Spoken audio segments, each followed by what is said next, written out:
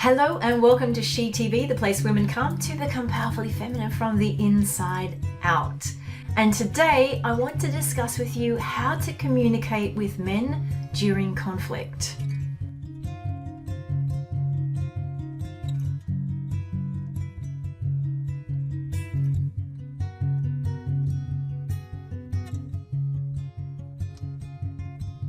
So how to communicate with men during conflict. This is such a fundamental topic.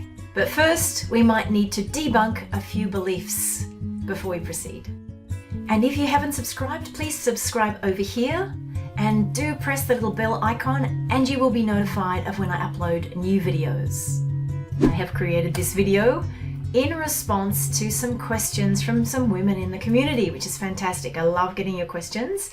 So today I'm going to reveal to you how the false feminine is keeping you in false beliefs about men. And then I'm going to show you about how to be in the true feminine and to know then what your needs and desires are and then how to communicate them. And essentially to find new ways of being that will get you what you want. And that includes expressing difficult things, because that's a big deal, right? It's a big deal in general, and it's definitely a big deal in relationships. So I totally feel you here, sister. I get it. It's very vulnerable. It's extremely vulnerable when we're communicating difficult, painful, or emotional things to others, and especially to men, when you don't know how to do it. Some context needs to be laid first. You need to see some things the other way around before you can understand how to communicate, right? So one of the first things I see again and again in women is that they don't know what they really want and desire. So if they don't know what they really want and desire, they end up feeling and getting very frustrated. They can feel strong emotions, they get angry, they get upset. But what ends up happening if you don't know what you need and desire is generally you will, from the false feminine, externalize this frustration onto things and people around you.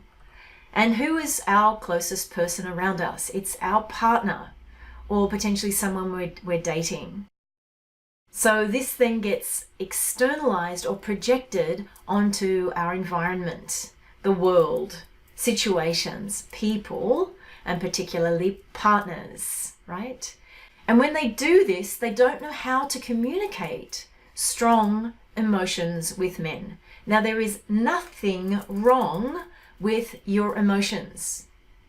And getting into an empowered relationship to your emotions, to your feelings, is a core aspect of my training in the Powerfully Feminine Intensive with Women. Is you need to own yourself. You need to own your body. You need to own your feelings. You need to own your desire. Big. It's there's a whole module on that in my training on the art of desire. Understanding what you really want, not what's been conditioned on you, not what you believe you should want. So if you're operating from a lot of conditioned beliefs and thoughts about what you want and desire, that in and of itself can lead to immense frustration. Because if you're walking through life believing that you're supposed to want things that you actually don't, then it's a bit like this is the target and you're constantly going like this. And I get it. When you don't know how to do that and you can't feel that in yourself, it's incredibly frustrating. What this leads to, often, again from the false feminine, is that women end up making a lot of demands on those around them. They make demands and not requests. Because they're essentially demanding that the man or the masculine in their life should be able to mind read what they actually want, even though they don't know what they want, and that they should be providing for them their needs. But just sit with that for a second. That's incredibly unfair to the masculine when you're not being clear and present with what you want in yourself first, yeah? And this leads to false feminine behavior, this externalization, this demanding energy. And this is, again, it's very unfair to the masculine. Asking him to mind read you, asking him to interpret what you say, asking him to feel an indirect engagement from you or request from you and trying to work out what you really want. That's not fair. That's not fair on anybody. And so it's actually up to you to work out what you need and desire first. Make sense? We need to know ourselves, to know what we feel, to then know what we want, to then know, well, what do I desire my life to look like? What do I want to feel like? Who do I want to be? Who do I want to be with? Right? These things are really basal as a woman, and these things lead you to becoming a queen, because the queen does know what she wants and desires. She does stand in herself. She's very seated in her energy and her body, and she knows what it is that she wants. It is only then and there, from that standpoint, when we're really seated in ourselves, that we can make empowered requests to people in our life, especially to the masculine, right? We can make an empowered request that is not demanding, that doesn't expect it to look a certain way, but that you make the request in an empowered way. And requests are very different to demands. Demands are conditional, requests are not conditional. And when you really understand desire, which takes a bit of training, when you really understand desire and your desire, you start to open up your world. The scope of your life changes. Your scope gets bigger, actually. And that's fantastic, because if there's anything I want from this training on the feminine, it's to increase the scope of your life away from just being either false feminine or stuck in the masculine to this bigger scope of experience of yourself, of your needs and desires, and things like when you understand men and you realize that it's been your side of the communication that has gone down and not them. See, once you understand men, everything changes. Once you understand how much the masculine wants to do two core things for us. One, make you happy. There's nothing the masculine wants more than for you to be happy. And he doesn't have to be the cause of that, right? And two, to provide for you where he can. And if you think about it, how can he provide for you if you don't know what's going to make you happy? How is he going to provide for you if you don't even know what you want and need and what's going to make you happy? Yeah? And so everything I teach you takes things back to yourself, your relationship to you, to your life, to your needs and desires, to how you want to operate, how you want to feel, the things you want to do, your self-expression, your creativity. This is about your relationship to yourself first and foremost. And once you get that, then your relationship to others, your ability to communicate in an empowered, clean, direct way completely changes. Does that make sense? Becoming a queen doesn't mean that you never have emotions, never get upset, never feel strong feelings. In fact, queens have a strong range and a very empowered relationship to their emotionality, right? They don't judge it. But it's a very, very different thing when you own what you feel. You own your response to a situation rather than blaming, throwing, flinging accusations, complaints and criticisms to the men in our life. Think about it. Complaining, criticizing and accusing a man for not meeting your needs when you don't even know what they are and you can't be clean in your communication about them, that's really unfair. Just on a human level, that's not cool, right? But I can promise you that complaints, criticism and accusation doesn't go down well with the masculine. It's a repellent to the masculine. It repels him. How can he possibly open to you if you're externalizing things onto him? If your conflict becomes about him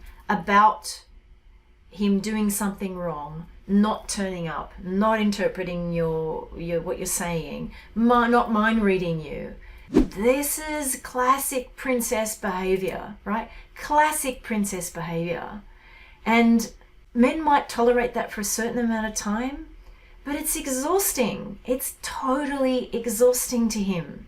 I have so many women ask me, I have such strong needs and desires. How's the man going to handle that? It's exactly the opposite. He loves your needs and desires. He just wants you to express them cleanly and clearly, right?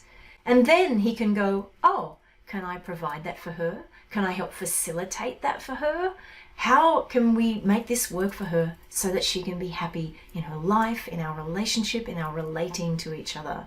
And by the way, this extends from everything from how you communicate with each other, how you be with each other, how you travel or potentially work with each other. And of course, it extends all the way into your sexuality and your sexual relationship with a man.